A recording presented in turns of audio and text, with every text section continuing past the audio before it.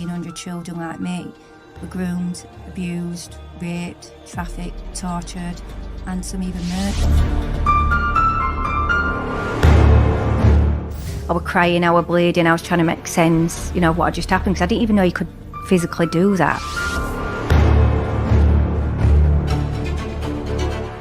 Biggest part of the problem you have these days is these young girls that are dressed up, i.e.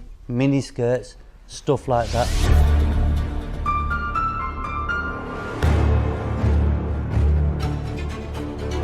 They found this 13-year-old girl. She was almost completely naked, she was blind drunk, and she was with 7 adult Pakistani men. And South Yorkshire Police arrested the 13-year-old girl for being drunk and disorderly.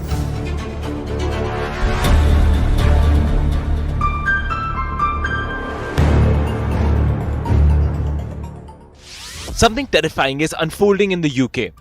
There are gangs operating in the shadows, preying on the most vulnerable members of our society, children. Organized groups known as grooming gangs have unleashed a wave of terror, targeting innocent young lives. So who are these gangs, and how do they operate? The term grooming gangs first gained national attention with the shocking Rotherham scandal. Vulnerable girls, often from broken homes and troubled backgrounds, were manipulated, drugged and coerced into horrific acts. The abuse wasn't random. It was widespread and organized, targeting children who had nowhere else to turn.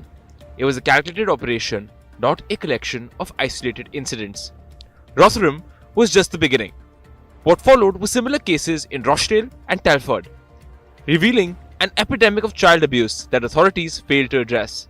In Rochdale, a town near Manchester, 9 men were convicted in 2012 for grooming and sexually exploiting vulnerable girls. Many of the victims were teenagers, drawn in with promises of affection, gifts, and even food, only to be trapped into a cruel cycle of abuse. Meanwhile, Telford stands as a grim reminder of how widespread this issue is. The scale of the abuse in Telford was staggering, yet, just like in Rotherham and Rochdale, authorities were aware but did nothing to act decisively.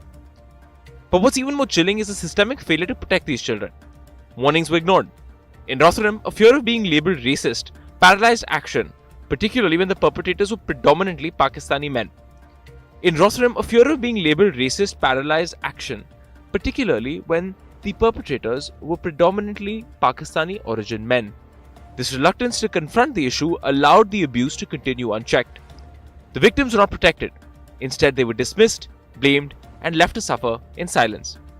Research into grooming gangs show that they come from diverse backgrounds. While some high-profile cases have involved British Pakistani men, a Home Office review concluded that the ethnicity of offenders varies widely and reflects the general population.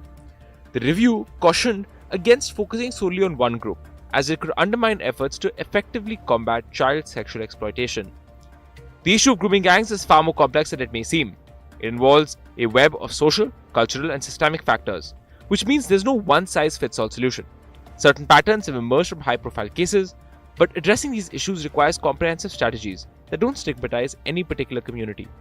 The challenge, as the national conversation in the UK continues, is to find a way to tackle child sexual exploitation while being sensitive to cultural dynamics. The urgency is clear.